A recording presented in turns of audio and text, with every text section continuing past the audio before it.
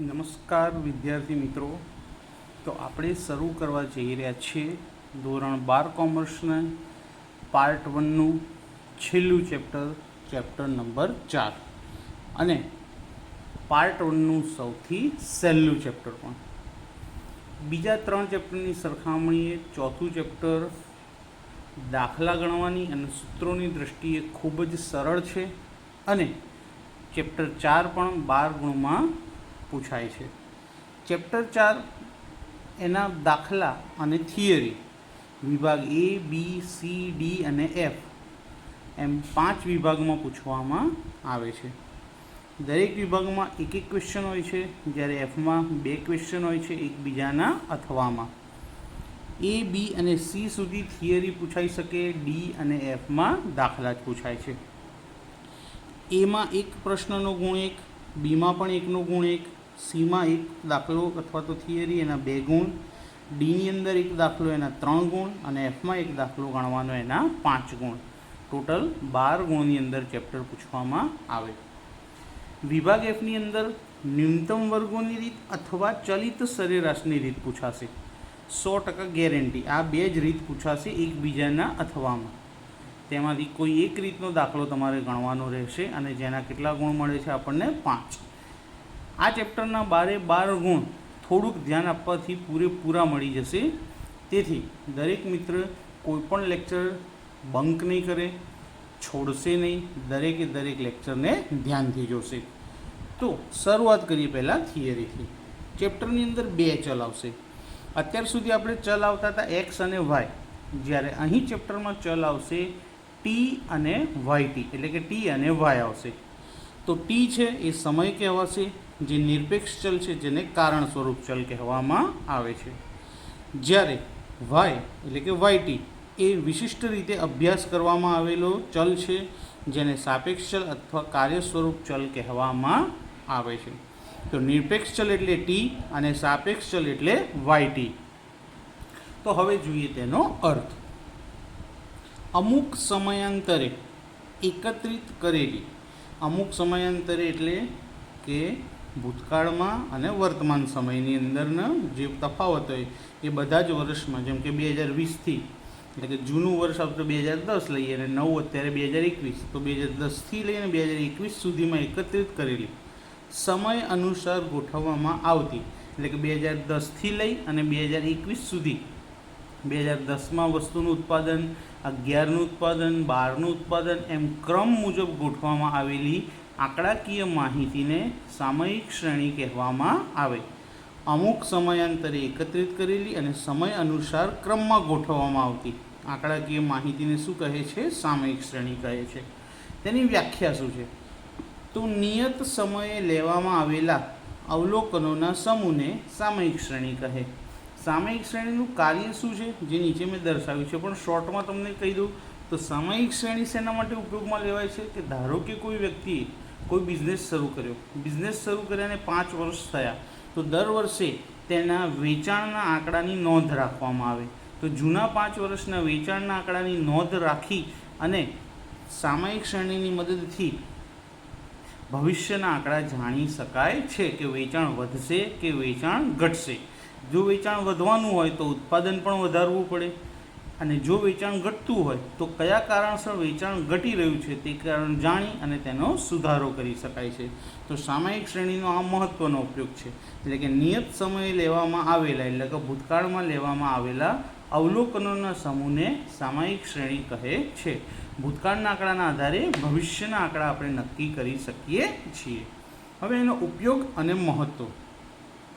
તો ભૂતકાળની પરિસ્થિતિ જાણી શકાય છે અને તે પરથી ચલનનો પ્રકાર અને માપ મેળવી શકાય છે કે ભાઈ ચલન કેવું થઈ રહ્યું છે, સમપ્રમાણમાં એટલે કે કન્ટિન્યુ વધી રહ્યું છે કે વ્યસ્ત પ્રમાણમાં કે વધઘટ ચાલી રહી છે. તો ચલનનો પ્રકાર જાણી અને માપ મેળવી શકાય કે ભવિષ્યની અંદર આંકડામાં વધારો થશે કે ઘટાડો થશે તે જાણી શકાય છે. ત્યારબાદ ભવિષ્યની અંદાજિત કિંમતથી અગત્યના નિર્ણયો લઈ શકાય, તેમજ ઉદ્યોગની કે સરકારની નીતિ ઘડવામાં સરળતા રહે. મેં હમણાં જ કીધું કે ભવિષ્યની અંદાજિત કિંમત એટલે કે જૂના આંકડાઓની મદદથી નવા આંકડા જાણી શકીએ અને નવા આંકડા જાણી અને તે નવા આંકડા સુધી કેવી રીતે પહોંચવામાં આવશે તેના માટે નીતિ એટલે કે પ્લાન બનાવવો પડે. તો ઉદ્યોગ તેમજ સરકારની નીતિ કે પ્લાન બનાવવામાં આપણને સરળતા રહે છે. ત્યારબાદ જુદા જુદા સમયે અથવા સ્થળે આપેલ ચલમાં થતા ફેરફારનો તુલનાત્મક અભ્યાસ કરી શકાય છે. કે બે અલગ અલગ સમયે અથવા તો બે અલગ અલગ જગ્યાઓના ચલમાં થતા ફેરફારનો તુલનાત્મક એટલે કે સરખામણી કરી શકીએ છીએ આપણે, કે બંનેમાં શું તફાવત છે તે જાણી શકાય છે. તેમજ ભૂતકાળની કિંમતો પરથી મેળવેલ અનુમાનિત કિંમતો એટલે કે ભૂતકાળની જે માહિતી હતી તે માહિતી પરથી આપણે ભવિષ્યની અંદાજિત કિંમતો મેળવી શકીએ છીએ અને તે અંદાજિત કિંમતોની વર્તમાન કિંમતો સાથે તુલના કરી શકાય. જો કોઈ તફાવત જણાય તો તે તફાવતના કારણો શોધી શકીએ છીએ. તો સામયિક શ્રેણીની મદદથી જો આપણને એવું કંઈ જાણકારી મળે કે ભવિષ્યમાં અંદાજિત કિંમતો વધવાની છે, પણ જો તે ના વધે તો તેનો તફાવત જાણી શકાય છે કે કેટલો વધારો નોંધાવો જોઈતો હતો પણ તેટલો નોંધાયો નથી. તો તેના કારણ શોધી શકાય છે અને અંદાજિત કિંમત સુધી પહોંચી શકાય છે. ત્યારબાદ સામયિક શ્રેણીના ઘટકો. સામયિક શ્રેણીના ઘટકો કયા કયા? તો સામયિક શ્રેણીની અંદર આપણું કારણ સ્વરૂપ હતું YT સાપેક્ષ ચલ. તો સામયિક શ્રેણી યોગનીય મોડેલ કે YT is equal to TT વત્તા ST વત્તા CT વત્તા RT. તો આ TT, ST, CT અને RT એ કયા કયા ઘટકો છે તે જાણી લઈએ. તો સૌથી પહેલો ઘટક છે દીર્ઘકાલીન ઘટક અથવા વલણ. તો દીર્ઘકાલીન ઘટક એટલે શું છે કે લાંબા ગાળાની અસર છે. કેવી અસર સૂચવે છે તે? લાંબા ગાળાની. પરંતુ લાંબા ગાળાની અસર છે પણ સાથે સાથે કેવી અસર છે તે? સ્થાયી અસર છે. તો સ્થાયી અસર એટલે લાંબા ગાળાની કેવી અસર કે ઔદ્યોગિક ઉત્પાદનમાં એટલે કે કોઈ ઉદ્યોગમાં કે ભાઈ તમે વલણ જાણવા માટે 10-15 વર્ષનો ગાળો લેવો પડે. તો એ 10-15 વર્ષનો ગાળો એટલે કેવી અસર કહેવાય? લાંબા ગાળાની અસર. તેને દીર્ઘકાલીન ઘટક કહેવામાં આવે છે. જ્યારે ઇલેક્ટ્રોનિક્સ ઉપકરણોના વેચાણની અંદર 4-5 વર્ષના ગાળામાં પણ આપણને સ્પષ્ટ વલણ મળી જાય છે. એટલે કે ઉત્પાદન અને ઉદ્યોગ ઉપર આધાર રાખે છે કે આપણે અસર કેટલા સમયની હશે. ત્યારબાદ ખેતીની પેદાશ. હવે ખેતીની પેદાશની અંદર પણ આપણે લાંબા ગાળાનો સમય લેવો પડે છે. તો જુદી જુદી સમયગાળાની અંદર ઉદ્ભવતી અસરો એટલે કે અને તે સમયગાળા કેવા હોવા જોઈએ? લાંબા ગાળાના સમયગાળા હોવા જોઈએ. કેવા હોવા જોઈએ? લાંબા ગાળાના, કે 4-5 વર્ષથી લઈને 10-15 વર્ષ સુધીના. તો તેને દીર્ઘકાલીન ઘટક અથવા તો વલણ કહેવામાં આવે છે. અને તે સ્થાયી અસર છે. સ્થાયી અસર એટલે કેવું કે એનો જે ફેરફાર ઉદ્ભવશે તે સ્થાયી રહેશે, બદલાશે નહીં. અને તેને TT વડે દર્શાવવામાં આવે છે. શેના વડે દર્શાવે? તેને TT વડે. એટલે કે દીર્ઘકાલીન ઘટકને આપણે TT વડે દર્શાવીએ છીએ. ત્યારબાદ આવે છે મોસમી ઘટક. મોસમી ઘટકની અંદર એના બે અલગ અલગ પરિબળો છે. એક કુદરતી પરિબળોની અસર અને બીજી માનવ સર્જિત પરિબળોની અસર. હવે કુદરતી પરિબળોની અસર આપણે શું કહીએ છીએ કે કુદરત દ્વારા ફેરફાર આવે. જેમ કે ઉનાળાની સિઝન હોય તેમાં એસીનું વેચાણ વધારે હોય, શિયાળાની સિઝન હોય તો ગરમ કપડાનું, અથવા તો તાપમાન વધારવા માટે કયું સાધન ઉપયોગમાં લઈએ છીએ આપણે? યાદ છે? તો તે જ તાપમાન વધારવા માટેનું સાધન એટલે કે આપણે એને હીટર કહીએ છીએ.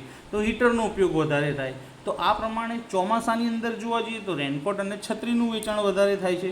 તે મોસમી ઘટક કહેવાય કે ભાઈ સમયની સાથે સાથે મોસમની સાથે સાથે વસ્તુઓના વેચાણમાં અને વસ્તુઓ કઈ વેચાય છે તેમાં પણ બદલાવ આવે છે. ત્યારબાદ માનવ સર્જિત અસર. માનવ સર્જિત અસર કોને કહેવાય? કે માનવ સર્જિત એટલે કે આપણે સમયગાળો ઉત્પન્ન કરીએ છીએ. જેમ કે લગ્નગાળો છે. હવે લગ્નગાળો જે સિઝનમાં ચાલુ થાય ત્યારે ખરી કે ભાઈ કપડાનું અને ઘરેણાંનું વેચાણ વધારે થાય. તે માનવ સર્જિત અસર કહેવાય. એને મોસમ સાથે કોઈ લેવા દેવા હોતી નથી.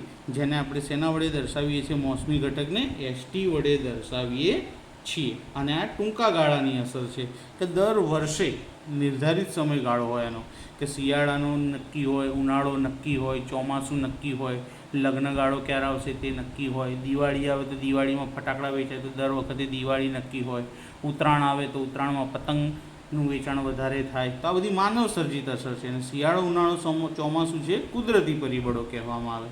તો અહીં નિર્ધારિત સમયગાળો એટલે ટૂંકો સમયગાળો હોય, દર વર્ષે આનું રોટેશન ચાલ્યા જ કરતું હોય છે અને મોસમી ઘટકને આપણે એસટી વડે દર્શાવીએ છીએ.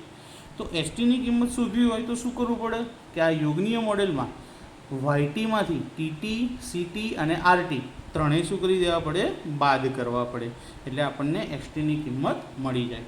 ત્યારબાદ આવે છે ચક્રીય ઘટક. ચક્રીય ઘટક આપણને શું સૂચવે છે કે ભાઈ બજારમાં તેજી અને મંદી આ બે વસ્તુ આપણને શું સૂચવે છે, ચક્રીય ઘટક સૂચવે છે. તે 2 થી 10 વર્ષનો ગાળો લે છે. કેટલા વર્ષનો ગાળો લે છે? 2 થી 10 વર્ષનો ગાળો. અને તેને દર્શાવવા માટે આપણે શેનો ઉપયોગ કરીએ છીએ? સીટી સંજ્ઞાનો ઉપયોગ કરીએ છીએ કે ભાઈ ચક્રીય ઘટક એટલે કે ધંધાના અંદર ફરતા ચક્રો જેવા કે મંદી, વૃદ્ધિ, તેજી અને પડતી, આ 4 સ્થિતિમાંથી ધંધો પસાર થાય છે. તો ધંધામાં આ 4 સ્થિતિ હંમેશા આવે જ. દરેકના ધંધાની અંદર એક વખત મંદી આવે, એકવાર વૃદ્ધિ આવે, એકવાર તેજી આવે અને એકવાર પડતી પણ આવે. જેમ કે શેરબજારની અંદર થતું હોય છે કે ઘણી વખત શેરબજાર ડાઉન હોય, કોઈક વખત શેરબજાર અપ હોય, કોકને નુકસાન થાય, કોકને ફાયદો થાય. તો આ બધું આપણને ચક્રીય ઘટક દ્વારા જાણવા મળે છે, એટલે કે ચક્રો ફરતા રહે. અને એનો સમયગાળો કેટલો છે? 2 થી 10 વર્ષનો. અને સીટી વડે દર્શાવો. સીટી શોધવું હોય તો વાયટીમાંથી ટીટી, એસટી અને આરટી બાકીના 3 ઘટકો શું કરી દેવા પડશે? માઇનસ કરવા પડશે. કોનામાંથી? વાયટીમાંથી. હવે ત્યારબાદ આપણો છેલ્લો ઘટક યાદચ્છિક અથવા તો અનિયમિત ઘટક, જેને આકસ્મિક કારણોના લીધે ઉદ્ભવતી અસર કહેવામાં આવે છે. આકસ્મિક કારણોના લીધે ઉદ્ભવતી અસર એટલે કે ગયા વર્ષે તમે જાણ્યું હશે મિત્રો કે 2020ની અંદર દરેકના ધંધામાં મંદી ચાલી રહી હતી, અમુક લોકોને છોડીને. જે મોટા ઉદ્યોગપતિઓ હતા તે લોકોને કામ ચાલુ હતું, પણ જે છૂટક વેપાર કરતા હતા તે બધાને તેજી. કેમ? કારણ કે લોકડાઉન હતું. તો આકસ્મિક કારણના લીધે મંદીનું સર્જન થયું હતું. તો યાદચ્છિક ચલમાં આપણે જોયું કે કોરોનાનું ઉદાહરણ લીધું. ત્યારબાદ બીજું કે આકસ્મિક કારણોના લીધે એટલે કે ધરતીકંપ આવવું, વાવાઝોડું આવવું, આ બધા આકસ્મિક કારણો કહેવાય કે જેના લીધે અસરમાં ફેરફાર જોવા મળે છે. અને આકસ્મિક ઘટક એટલે અનિયમિત ઘટક કહેવાય. તેમાં કોઈ સમયગાળો હોતો નથી. ધરતીકંપ દર વર્ષે ક્યારે આવશે, 5 વર્ષે આવશે કે 10 વર્ષે આવશે, એવું કંઈ નક્કી હોતું નથી. એટલે એમાં સમયગાળો આવશે નહીં. અને આ યાદચ્છિક અથવા તો અનિયમિત ઘટકને આરટી વડે દર્શાવવામાં આવે છે. RT is equal to YT minus TT, ST અને સીટી. વાયટીમાંથી આ 3 ઘટક બાદ કરો એટલે આપણને આરટી એટલે કે અનિયમિત ઘટક પ્રાપ્ત થશે. હવે દાખલા, ચેપ્ટરની થિયરી અહીં સુધી પૂરી થઈ. હવે બીજી દાખલાઓને લગતી થિયરી. તો દાખલામાં આપણને પૂછાશે વલણ માપવાના દાખલા. શું પૂછાશે? વલણ માપવાના દાખલા. તો વલણ માપવાના દાખલામાં કેટલી રીતો છે? એક આલેખની રીત, ન્યૂનતમ વર્ગોની રીત અને ચલિત સરેરાશની રીત. આલેખની રીતમાં ફક્ત શું પૂછાશે? થિયરી જ, દાખલા પૂછાતા નથી. જ્યારે દાખલા કઈ રીતના પૂછાશે? ન્યૂનતમ વર્ગોની રીત અને ચલિત સરેરાશની રીતના. તો સૌપ્રથમ આલેખની રીતની થિયરી જોઈએ. તો આલેખની રીતની થિયરીમાં 2 વસ્તુ છે કે એના ફાયદા પણ છે અને બીજું એની મર્યાદાઓ પણ છે. તો આલેખની રીતના ફાયદા જોઈએ તો આલેખની રીત સમજવામાં અને ઉપયોગમાં એકદમ સરળ છે. સમજવામાં અને ઉપયોગમાં કેવી છે? એકદમ સરળ. બીજું કે ગાણિતિક સૂત્ર કે ગણતરી વગર વલણની જાણકારી મળી જાય છે. કોઈ સૂત્ર યાદ રાખવું નથી પડતું કે કોઈ ગણતરી પણ કરવી પડતી નથી અને આપણને વલણની જાણકારી પ્રાપ્ત થાય છે. ફાયદાની સાથે સાથે તેની અમુક મર્યાદાઓ પણ છે કે જુદી જુદી વ્યક્તિઓ દ્વારા જુદા જુદા વક્રો દોરે તેવી શક્યતા રહેલી છે. એટલે કે જ્યારે આલેખ દોરવામાં આવે તો 2 અલગ અલગ વ્યક્તિઓ 2 અલગ અલગ પ્રકારના અથવા અલગ અલગ આકારના વક્ર દોરી શકે છે. તેથી વલણ તેમજ અનુમાનોમાં એટલે કે વલણ અને તેની અંદાજિત કિંમતોમાં એકરૂપતા રહેતી નથી. કે જુદી જુદી કિંમતો મળે છે. 2 વ્યક્તિની ધારેલી કિંમતોમાં તફાવત ઊભો થાય છે. માટે આ રીત ઉપયોગમાં લેવાતી નથી. બીજું, અનુમાનિત કિંમતો સંપૂર્ણપણે ચોક્કસ હોતી નથી. કે આપણે જે અંદાજિત કિંમતો શોધીએ છીએ આલેખની રીતની મદદથી, એ કિંમતો આપણને ચોક્કસપણે સાચી મળતી નથી. તેમાં થોડીક ત્રુટિ રહી જાય છે. એટલા માટે આલેખની રીત ઉપયોગમાં વધુ પડતી લેવાતી નથી. ત્યારબાદ બીજી રીત છે ન્યૂનતમ વર્ગોની રીત. ન્યૂનતમ વર્ગોની રીતના પણ ફાયદા છે અને મર્યાદા છે. તો ન્યૂનતમ વર્ગોની રીતના ફાયદા શું? તો સંપૂર્ણ ગાણિતિક હોવાથી ભવિષ્યના અનુમાનો વ્યક્તિની સાપેક્ષમાં બદલાતા નથી. એટલે કે ગાણિતિક સૂત્રના આધારે દાખલો ગણવાનો હોય તો સૂત્ર તો દરેક વખતે એક સરખું જ મુકાય. બે અલગ અલગ વ્યક્તિ હોય પણ સૂત્ર તો બંનેમાં કેવું આવશે? સમાન. માટે બંને વ્યક્તિની જે કિંમતો મળશે, અનુમાનિત કિંમતો, એ કેવી રહેશે? એક જ સરખી, જે બદલાતી નથી. બીજું કે વલણની કિંમતો સમીકરણમાંથી મેળવવામાં આવતી હોવાથી વચગાળાના સમય માટે પણ વલણનું અનુમાન મેળવી શકાય છે. કે કેટલા સમયની અંદર આપણને આ કિંમત સુધી પહોંચવામાં આવશે તો એ સમય પણ શોધી શકાય છે. એટલે કે વલણની કિંમતના વધારે ફાયદા છે ન્યૂનતમ વર્ગોની રીતમાં. હવે એની મર્યાદા જોઈએ. તો ન્યૂનતમ વર્ગોની રીતની મર્યાદા શું છે? તો વલણ શોધવા માટે લાંબી ગણતરી કરવી પડે છે. લાંબી ગણતરી કરવી પડે એટલે શું? કે થોડીક તકલીફવાળી કહેવાય. સૂત્રો પણ આવશે, યાદ રાખવા પડે. જ્યારે આલેખમાં સૂત્રો નહોતા, પણ અહીંયા આગળ શું છે? લાંબી ગણતરી કરવી પડે છે, એની મર્યાદા છે. બીજું કે સામાયિક શ્રેણીનું વલણ અસુરેખ હોય તો આ પદ્ધતિ ઉપયોગી નીવડતી નથી.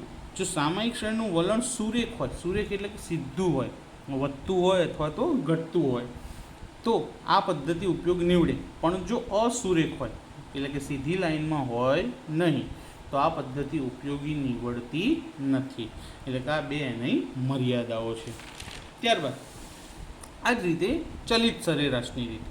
ચલિત સરેરાશની રીતમાં પણ ફાયદા અને મર્યાદા. તો ચલિત સરેરાશની રીતના ફાયદા શું? તો સરેરાશનો ઉપયોગ કરી અને આ રીતથી ટૂંકા ગાળાની અસર મહદઅંશે દૂર થાય છે અને શ્રેણીનું વલણ મળે છે. પણ શેના માટે છે? ટૂંકા ગાળાની અસર માટે છે આ પદ્ધતિ. તો સરેરાશનો ઉપયોગ કરી ટૂંકા ગાળાની અસર મહદઅંશે દૂર થાય અને શ્રેણીનું વલણ મળી જાય. આ રીતના પ્રમાણમાં ઓછી અને સરળ ગણતરી હોવાથી સમજવામાં કેવી છે? સહેલી. અહીં પણ કોઈ ગાણિતિક સૂત્ર હોતા નથી, પણ એકદમ ગણતરી કેવી છે? સહેલી છે. માટે આ રીત સમજવામાં પણ કેવી છે? સહેલી પડે છે. મર્યાદા કે ચલિત સરેરાશનો ગાળો અયોગ્ય પસંદ થવો. કે સરેરાશનો ગાળો નક્કી હોવો જોઈએ. જો તમે સરેરાશનો ગાળો નક્કી ના હોય તો ચલિત સરેરાશની મદદથી તમે વલણ શોધી શકતા નથી. બીજું કે શરૂઆતના તેમજ અંતના અમુક સમયનું વલણ પણ મળી શકતું નથી. શરૂઆતના અથવા તો અંતના અમુક સમયનું વલણ પણ આપણે આ પદ્ધતિથી મેળવી શકતા નથી, ખાલી વચગાળાનું જ શોધી શકીએ છીએ. અને છેલ્લું કે ભવિષ્યના અનુમાન માટે કોઈ ચોક્કસ પદ્ધતિનો અભાવ. એટલે કે આની મદદથી આપણે જે ભવિષ્યની કિંમતોનું અનુમાન કરીએ, અંદાજિત કિંમતો શોધીએ, તે ચોક્કસ આવતી નથી. એટલે કે ચોક્કસ પદ્ધતિનો શું છે? અહીંયા અભાવ છે. એટલા માટે પણ આ રીત વધુ ઉપયોગમાં આવે નહીં. તો વલણ શોધવા માટેની 3 રીતો છે, પણ સૌથી અગત્યની ને ઉપયોગમાં લેવાતી રીત કઈ છે? ન્યૂનતમ વર્ગોની રીત, બીજા નંબરની. તો આ 3 રીતના ફાયદા અને મર્યાદા થઈ ગયા. ત્યારબાદ આપણે આગળ ઘટકો વિશે માહિતી મેળવી લીધી. સામયિક શ્રેણીનું યોગનીય મોડેલ પણ જોઈ લીધું. તો આ બધી થિયરી તમને પરીક્ષાની અંદર આવશે. તો હવે આના પછીના લેક્ચરની અંદર આપણે શરૂઆત કરીશું ન્યૂનતમ વર્ગોની રીતથી. તો આ વિડીયો અહીંયા પૂરું કરું છું. વિડીયો ગમ્યો હોય તો લાઇક અને શેર કરજો અને ચેનલને સબસ્ક્રાઈબ કરજો.